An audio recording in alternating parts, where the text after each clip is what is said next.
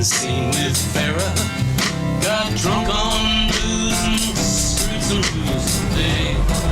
But hey, and something songs five.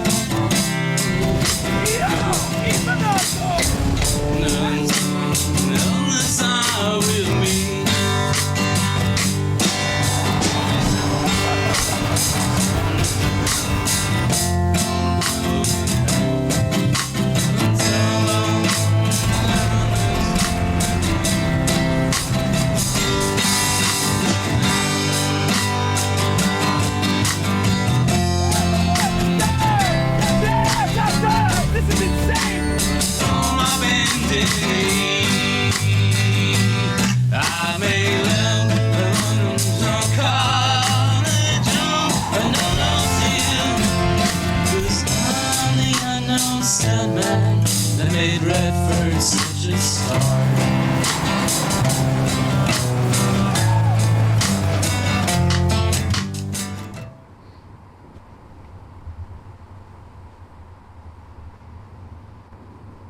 Well, kid, I don't know if you've been doing stunt work like I've been doing, but I've been doing stunts here in this town. I've been in Washington, D.C. since, long before even your grandparents were born. They call me the Scooter. Scooter Libby. So, you want to get into political stunt work, I hear? I mean, yeah, I'd say my stunt work is a lot better. Some would call me a prodigy. Prodigy? Oh, I've seen a lot of that here, kid. But you know, let's say let's have some fun. Let's open her up and see what this thing does. Hang on.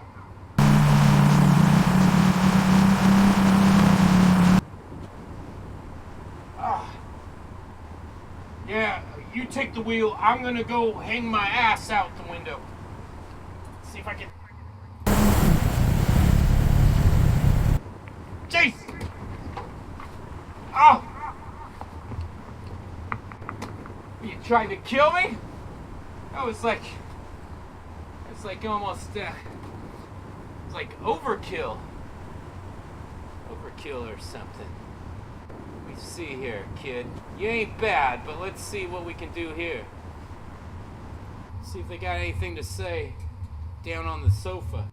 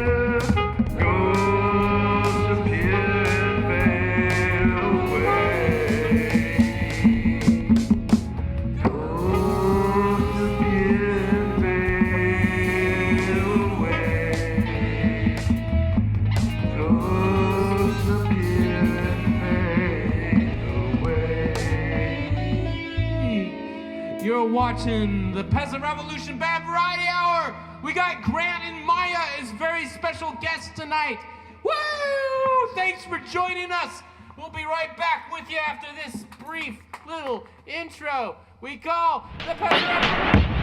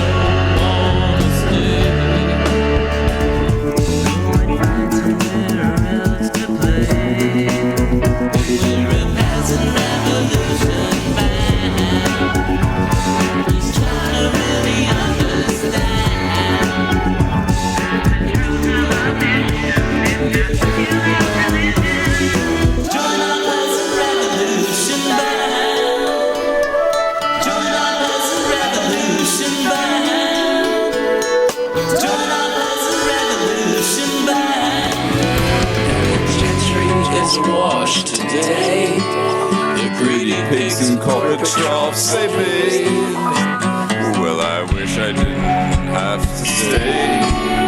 But somebody's gotta make them pay.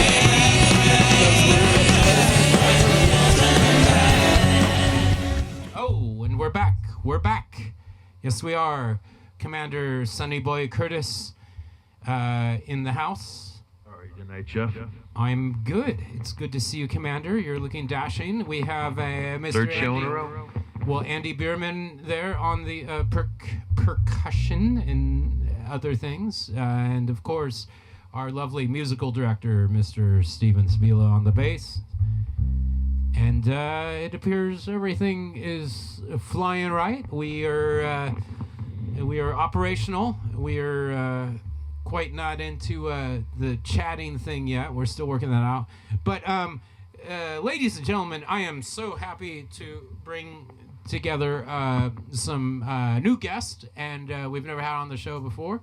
And best of all, they're a little younger than all us guys. They're apparently Generation Z, as I was learning about, and we're gonna bring them in. We have Grant and Maya in the house. Yeah! Oh yeah.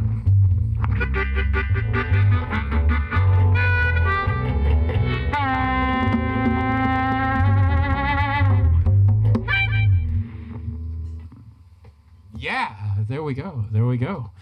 Well, Maya, why don't I just give you this microphone? And, Grant, you can take that one, and I will, I talk loud enough. They've all heard my voice. They'll hear me. Yeah, so, let me take off the macros real quick, and we'll get a little more, intimate with some manual operations here, and boom! Yeah, okay, there we go. And, yes, Grant and Maya.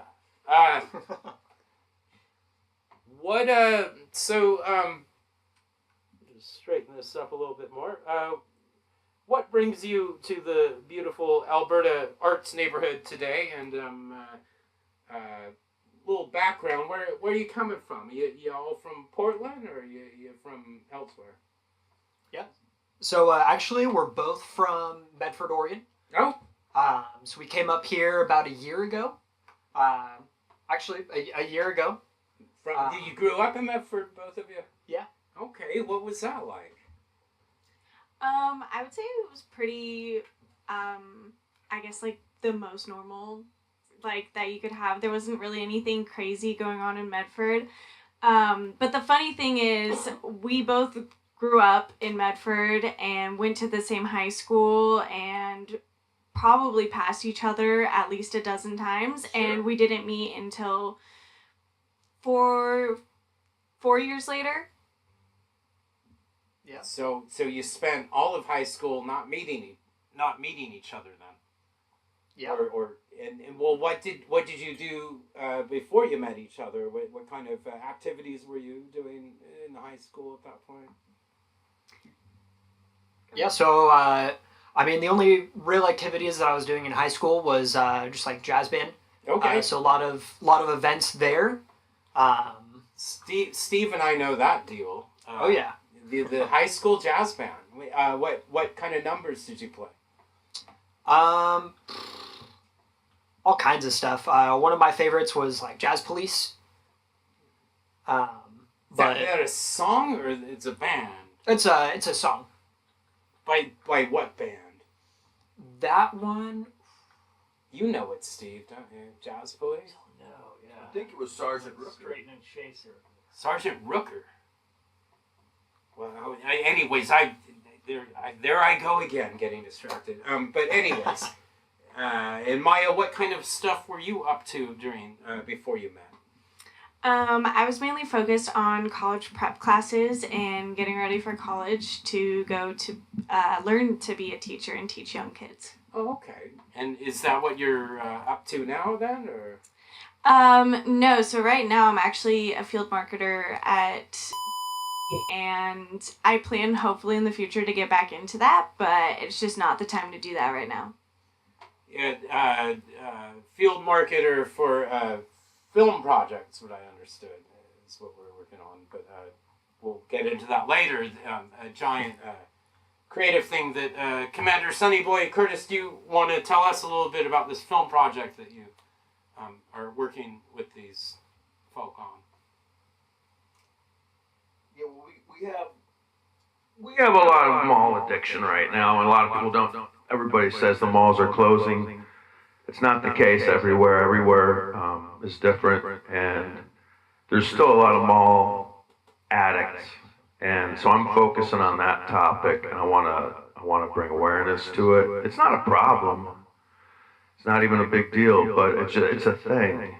Mall addiction is what you're working with them on. It's not a cult yet, but it has the potential. But it just needs a little injection this is of an actual therapy treatment you're working on. I think we can bring attention to the therapy that's being done at the mall by these individuals, and I think it'll spread awareness to how the malls can be used for therapy. And it's a healthy addiction. Is it involving pharmaceuticals by Nope. chance? It's all natural. All And natural. if you're addicted or you're suffering and you need to break out, go to the mall. There's a lot of people that are expressing themselves freely there. There's a flow of traffic. You can blend in and you can be yourself at the mall. I used to be a big fan of the speed walkers when I was young. There's elderly groups that would speed walk in the malls. They piss me off. Well, they're gone now. No Lloyd Center. Actually, they do still have the speed walkers, but it's not the elderly people necessarily. I have a friend named Jemila who does these wealthy, healthy walks. And before they destroyed Lloyd Center, that was part of the thing. They would walk for an hour or two and then go support a small business that opened in Lloyd Center or in the surrounding areas that wasn't a corporation. Well, now, what the hell does wealthy, healthy mean? You get wealthy by being healthy. Wealthy by healthy? Yeah, you gain your wealth by finding your health. That sounds like the same people brought you 20 is Plenty, which I'm not a big fan of. I've been working on some of my own. Maybe we'll put something up, honey, in our front yard. It says 50 is nifty. Or, I don't know. So what is 60? Generation Z? I can do 70 in this neighborhood 70 street. is heavenly? 70 is heavenly. Well, if you're going that. 70 on a neighborhood street, somebody's definitely going to be heavenly. Oh, there was that. Yeah, that's yes. There's a lot of transitioning into the afterlife with that kind of speed. So confront the generational paradox if you can, like you were. Well, yes. Forecasting. That was the fun thing I was thinking about. We'll get to that. The perfect lead into that is so Maya and Grant, you do meet at the end of your high school career then. is what I'm gathering. And now you come from Medford to Portland together, or you both ended up here. What drove your decision to leave Medford to here? And what do you think of it compared to the overall Oregon experience? Is Portland, growing up in Medford, how long you been here? I think we actually have pretty different views on it, in all honesty, but we've been here for about a year. Okay. We came up here because of a job. Okay.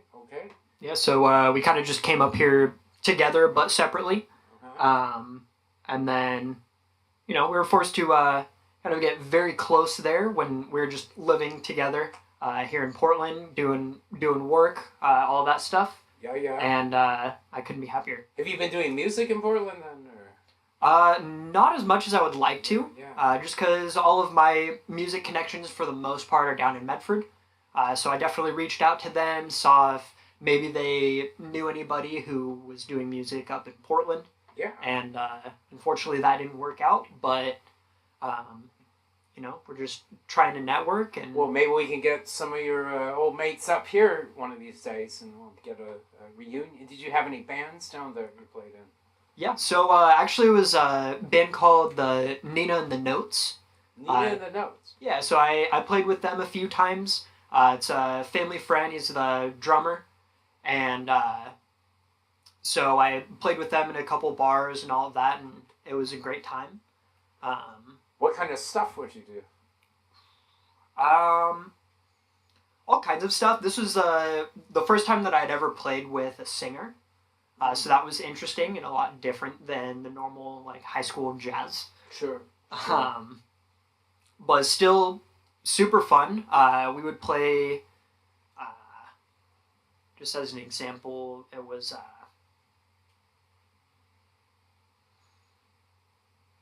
I'm not even too sure.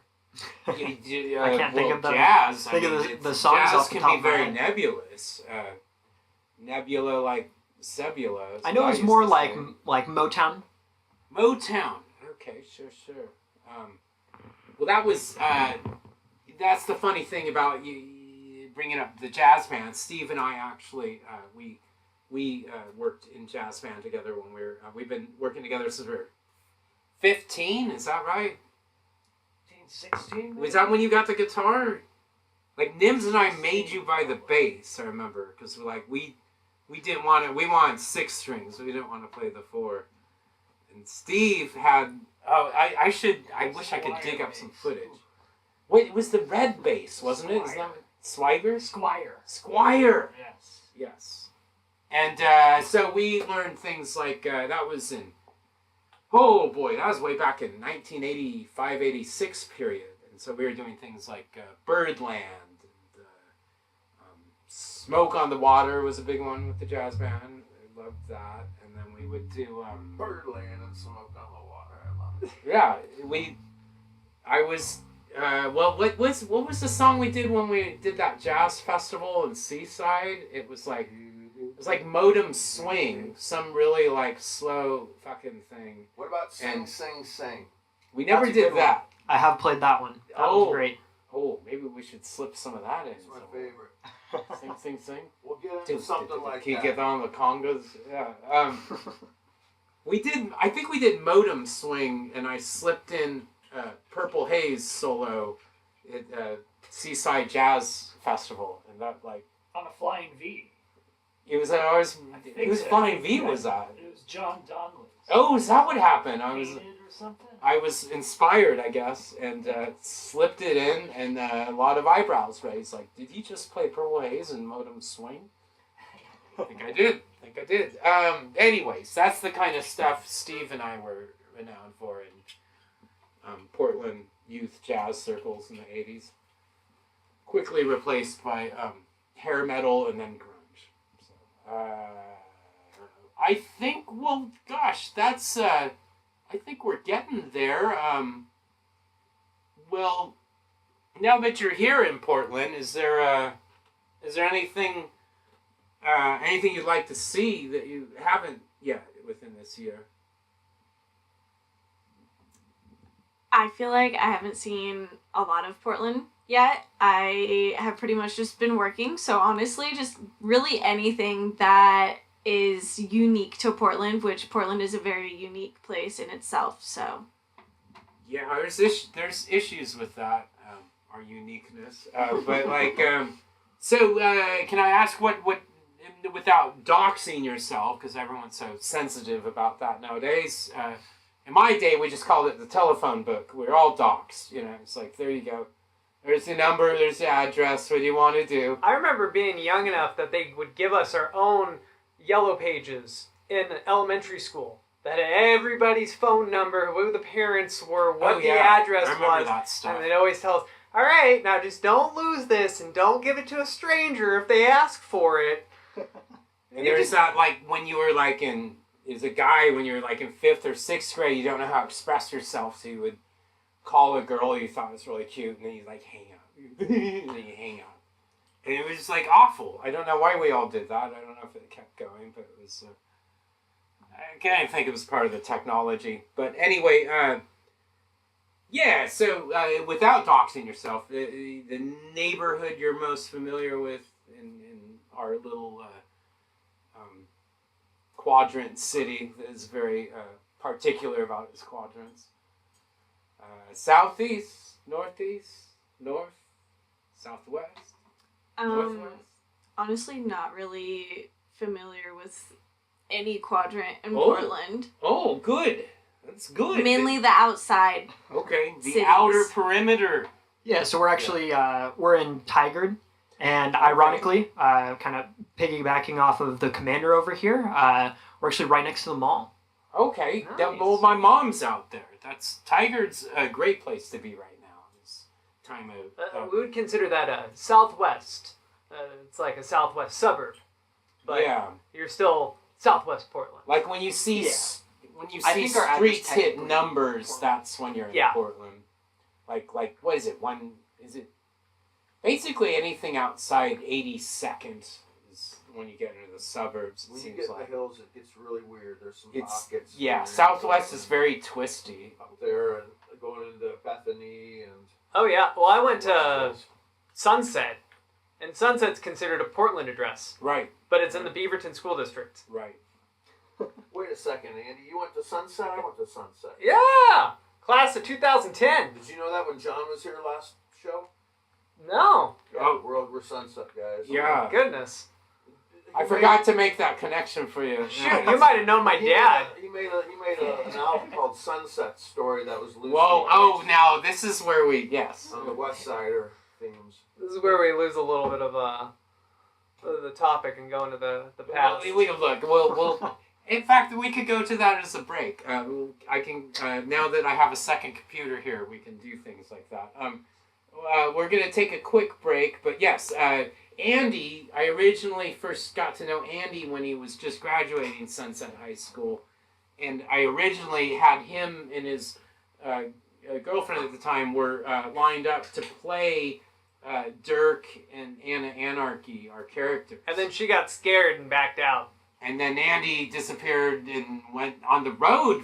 Was that in your Tri-Cities era? Yes, yeah. So basically, my Echo Narcissist joined me, and we, in our 40s, pretended like we were in high school in the 80s again. So this is in the 80s. It worked. It was fine.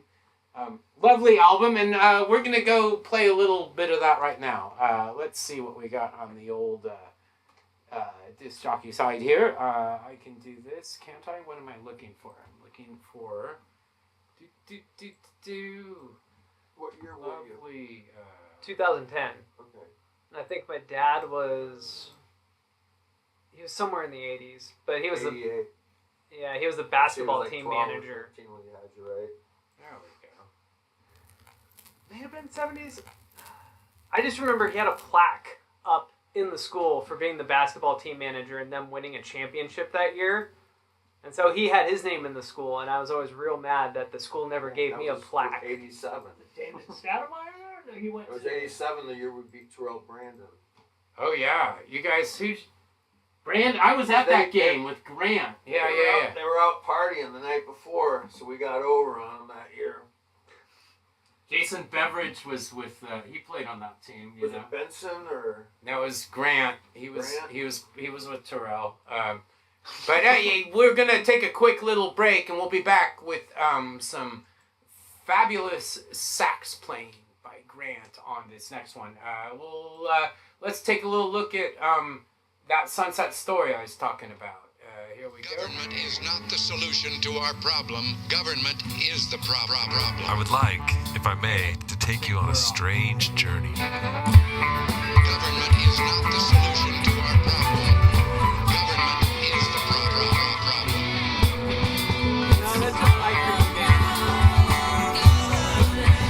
Okay, so we'll go into that.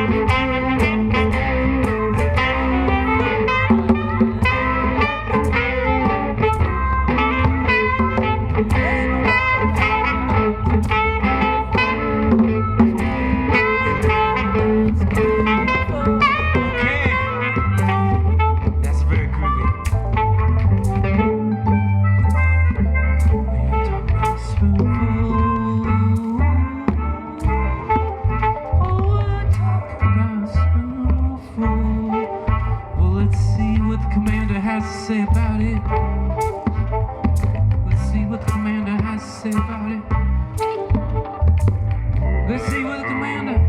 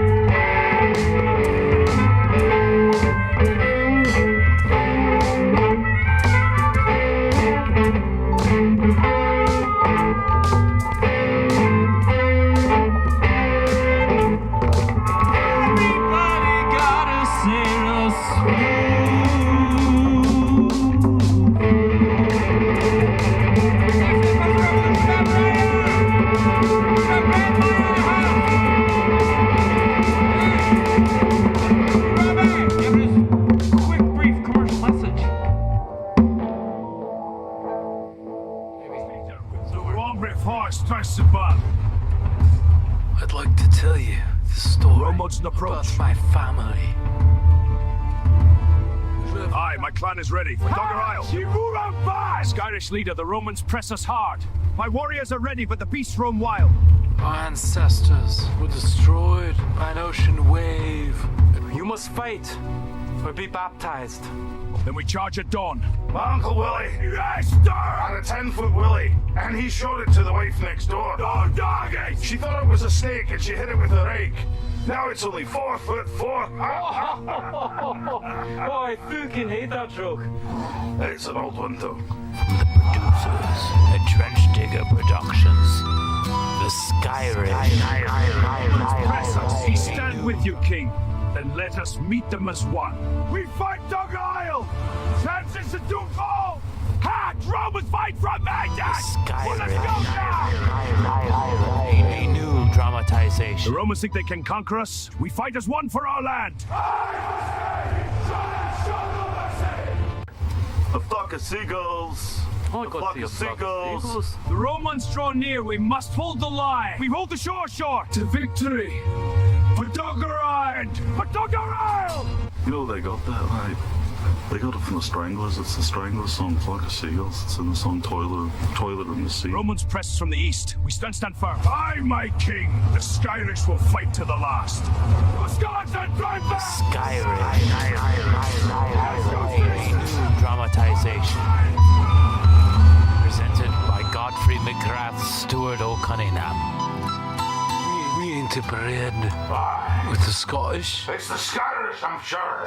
For Dogger Big Irish. Oh, and we're back. We're back. Yes, indeed. We're back with the Peasant Revolution Band Variety Hour. I'm Jeff Dodge coming to you live from the Trench Digger Studios in the lovely Alberta Arts District. We have our guests, Maya on the left and Grant on the right there. And of course, Andy Bueermann and Stephen Cebula and Mr. Sonny Boy Curtis Commander Worsley at the helm. Somewhat instructive. He brought this youthful generation to us. We are always into spreading the generations around and trying to learn from one another. The boomers are hard to get to these days. They're very clandestine about what they want us to know. So, as an Xer, as a Gen Xer, and Andy, are you an Xer or are you a millennial? You're kind millennial, I believe. You're millennial. and Grant and Maya are firmly in the Gen Z camp, although Grant, you had some doubts about that. Oh yeah, no, I was absolutely wrong. I'm definitely in that camp. Actually, smack dab in the middle. You're the middle of Gen Z. She's more middle than I am, but yeah. Well, that's cool. I mean, because I'm middle of X. I am smack dab in the middle of Gen X. 1970 doesn't get more middle than that. Although they keep moving the year up. They try and make us like the boomers. I don't know if you heard of our generation, Generation X. They kind of like... Andy sort of's heard of it a little bit. Yeah, I mean, kids would come home from school, parents would still be at work, so you're just kind of off to do your own thing. And the latchkey generation. Yes, latchkey, yeah. Because we all had keys and a lot of freedom. A lot of freedom with those keys. Get into some janitorial closets and get into some chemicals we weren't supposed to. I don't know. Maybe that was just me. But nevertheless, tell us, Gen Z, what do you see? Now, I'm so torn because I love the small town being in Portland, but also generationally. Like, let's just start with Medford. What did you both see with the? Let's just take.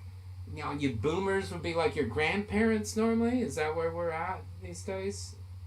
And then Gen Xers would probably be close to your parents' age, and millennials in between, and then your Gen Z. What was that amalgamation like growing up in Medford? What sort of, did you see any kind of traits between the different gens though? I'm not too sure. I feel like I definitely grew up with the majority of the people in my life being different generations than my own. Sure. So I've kind of accumulated all of that, so it's hard to pinpoint which ones go where. You're an amalgam. So, exactly. So the small town community sees the generations like we do anywhere in the world, but take what would be the Medford approach compared to what you see in like the Portland approach to things.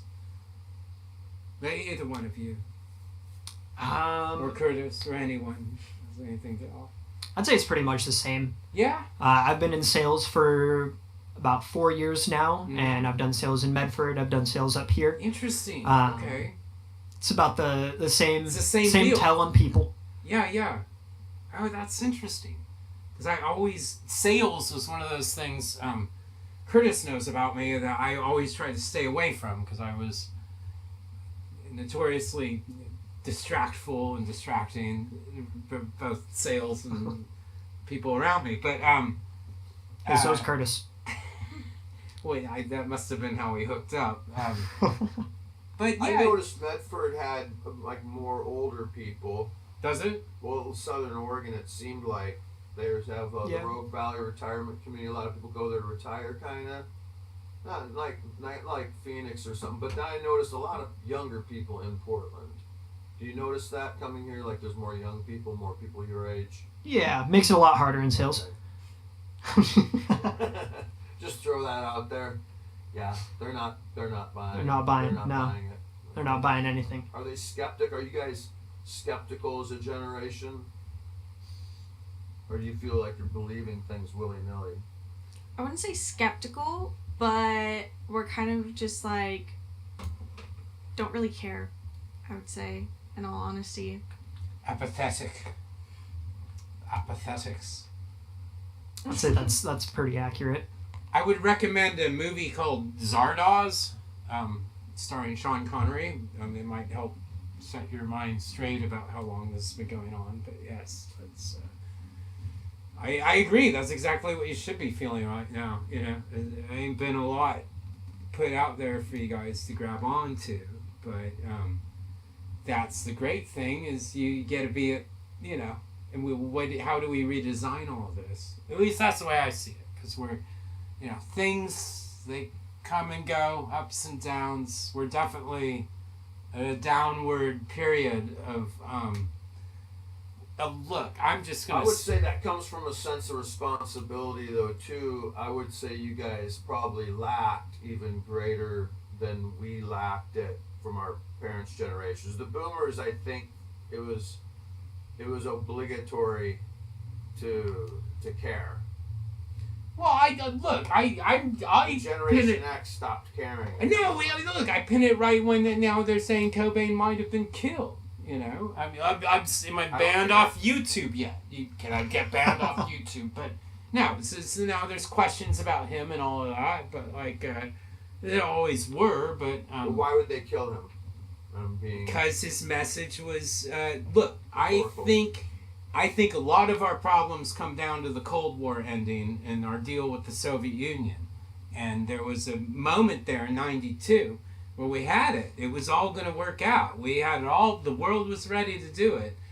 And then it didn't. And these kind of certain boomers came into power and started just fucking grifting and drafting, and I'm swearing, but yes, I think you guys got severely ripped off, and so did the millennials, and in our generation, the only thing that makes us special is we're the first generation to get ripped off, you know, and kind of just didn't have a whole lot to do with it, because it wasn't, you know, a lot of us went independent, I'd say, because we didn't like what was going on, but we were kind of powerless to change it. You can still see all the politicians are geriatric. I mean, they're not my generation. They're not yours. I mean, they're all in their 80s. It's okay. We're gonna be okay. They don't care. Well, well, yeah, exactly. Thank you. Eventually, the demons get called home or something like that. But You're being a little facetious though about the Zardoz reference though, because the people in that world in the future, they're so apathetic. Yes. It reminds me of Portland. It's comical, it's right? Very much like Portland. Anyway, but that's my whole twisted take, and you guys are young, and here I am just like corrupting you in front of the masses of the internet right now. And trust me. I should be more positive. But trust me. Now, we've heard worse. Right? The internet is what is telling much worse. Yeah. The internet is the corruption. Yeah. Okay, we are the corruption. The internet is the corruption. We are. What do you guys think of the internet? Because I hear that's a lot of the youth, and you know, you were talking about this earlier. Generation Alpha. There's kind of this movement to get away from the internet, to get away from digital stuff, and do things more old-fashioned. Like, have you guys ever heard of that stuff? Well, you were saying how like each generation just keeps getting more ripped off. I see it more as each generation keeps getting more distracted. Mm-hmm. And at this point, Gen Alpha is just like so distracted that legitimately 6th graders are at kindergarten reading and math level. Mm-hmm. Because they're so distracted, because they're so ripped off of actually caring.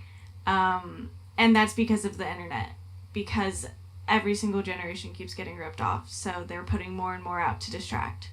Well, yeah, the distractions are just so easily accessible now. But is that really a distraction, or are we just all living in the Matrix? Maybe that's what's going on. I think we're just in the Matrix, honestly. It's Matrix, isn't it? I mean, I don't know. Okay, well, at least I'm not the first to have thought that way, but... Have you seen the movie Idiocracy? I love that movie. Well, look, I'm not going to get too political here, but as soon as Trump got elected, I was like, he did worldwide wrestling, of course. You want to know a fun fact about Idiocracy?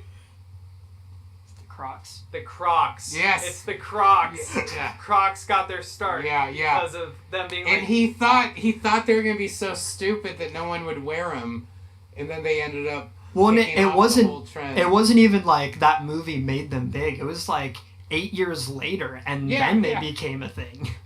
Right, because that movie, like, they tried to shut it down.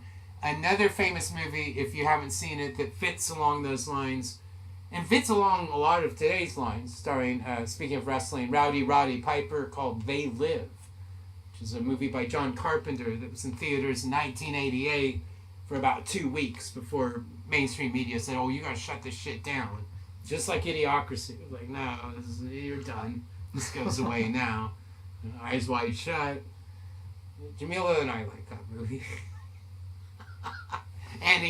Anyways, are we... Soon enough, we're gonna have Gatorade fountains, I swear.